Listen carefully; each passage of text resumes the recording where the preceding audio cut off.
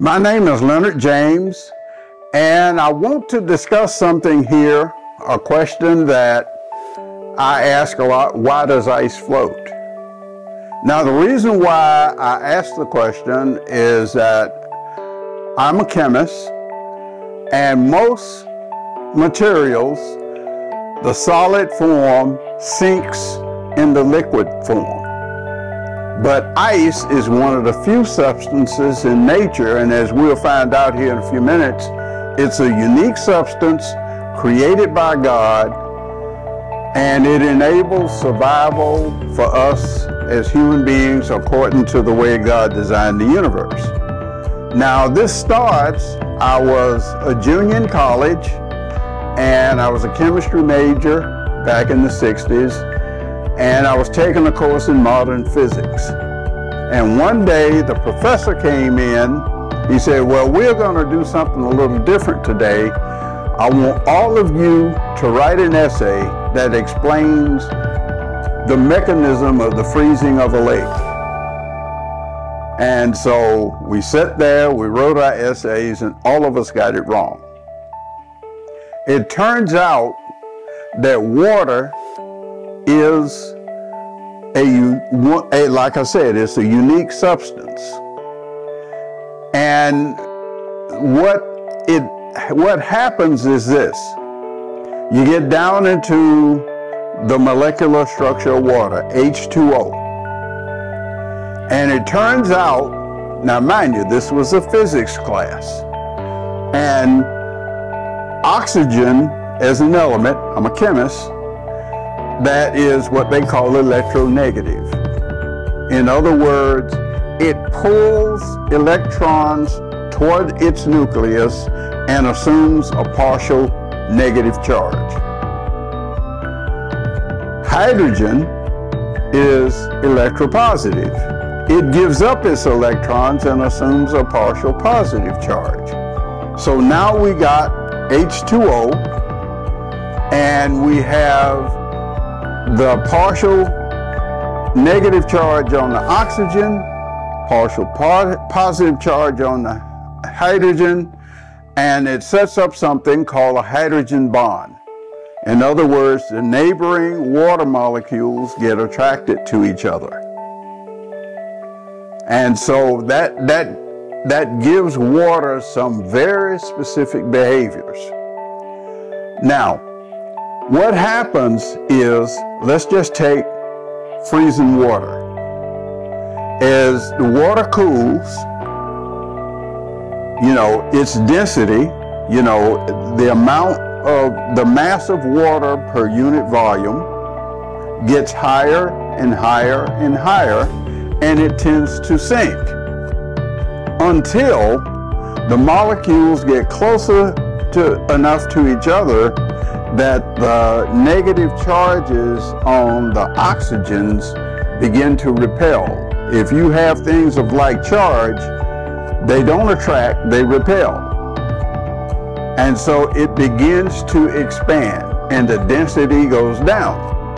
It turns out that happens, water on a Fahrenheit scale freezes at 32 degrees.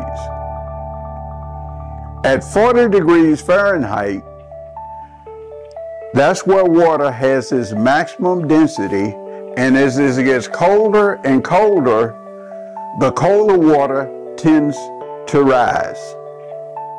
And if you get cold enough, finally it begins to freeze.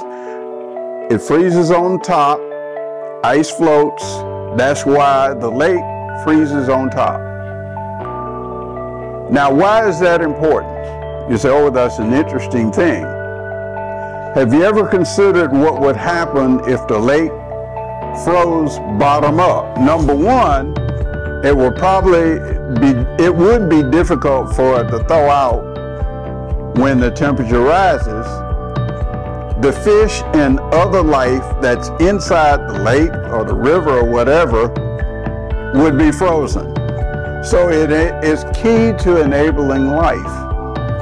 It is so key that when people, astronomers and all of that, look out in space and look at another planet and they begin to consider whether or not there's life as we know it on that planet, the first thing they look for is evidence of water. And that is something, and I'm going to come with something very essential about our survival. Now, in physics, you know, you say there are three states of matter. There's solid, there's liquid, and there's gas. And the transitions between these, what they call phases, involve like freezing and melting between liquid and solid, and then evaporation and condensation between liquid and gas. Now, the role of hydrogen bonding on the other transition is very key. When you run or you work and you begin to perspire, the sweat is a solution of water. It has some salt in it, some other things, but it cools you off and helps maintain your body temperature. How does that happen? Because the hydrogen bonding, and there's a thing in physics and in chemistry called the heat of vaporization. This is getting into thermodynamics. And the heat of vaporization is it's defined as the amount of energy that has to go into that material to take it through the transition from liquid to vapor, heat of vaporization.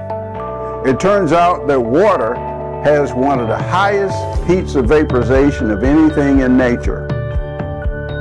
Now here's something else that shows you the mind of God and the way He designed the earth for our life. Water is the most common substance on the face of the earth. 3/4 of the earth's surface is covered in water, mainly the oceans. Most people never think about that. They never think that I sweat and it cools me off, but that is the same thing, the hydrogen bonding, the unique structure and dynamics of the electron structure and all that kind of stuff enables us to control our temperatures when we begin to overheat. And here's the key thing. In Romans chapter 1, about verses 18 through the end of the chapter, it talks about that which may be known of God can be seen in His creation. And the best and most common example is water. Now, there are other things, you know, having spent a lifetime working in science and technology and all of that, there are other things, but water is the most miraculous. And it is so powerful, and these concepts are so strong that some of the best scientific minds in history, Albert Einstein, I can't make a case for him being a Christian, but he was not an atheist. There's another guy named Max Planck. He was a Nobel Prize winning physicist during the time of World War II. He was German. He lived under Hitler. He opposed Hitler. Eventually, that opposition, because he believed in God.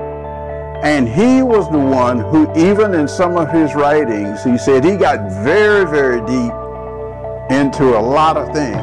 He's called the father of thermodynamics.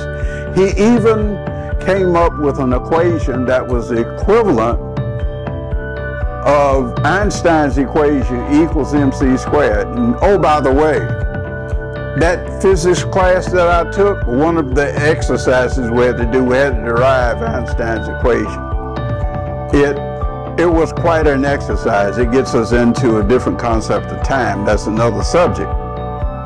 But Max Planck was the one who said the more he learned in his very detailed explanations and observations of matter,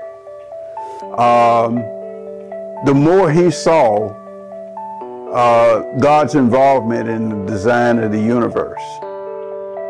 And so the equation that he came up with to compute energy, he computed energy of light.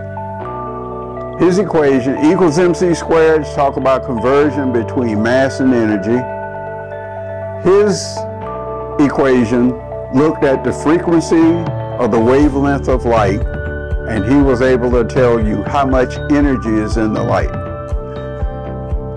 The point is that things in science, things all around us in nature, and nature is full of them, point us to the wisdom and the majesty of God. And that is something that we need to keep in mind. In fact, in my book, The Gift of a Father, I talk about the my dirt, which my father brought up. And everything in creation was divinely engineered and designed by God. And so this is something that we need to keep in mind. And a lot of people use science as an excuse or as a reason to dismiss God. And what we're seeing here, we can't do that. We didn't design water. We didn't design things like hydrogen bonding, and there are other things, structural vibrations and all these kind of things in my career that I have worked with. And so God is sovereign. God created the universe so that we could live and ultimately live eternally in his kingdom. And this is a key thing for us to keep in mind.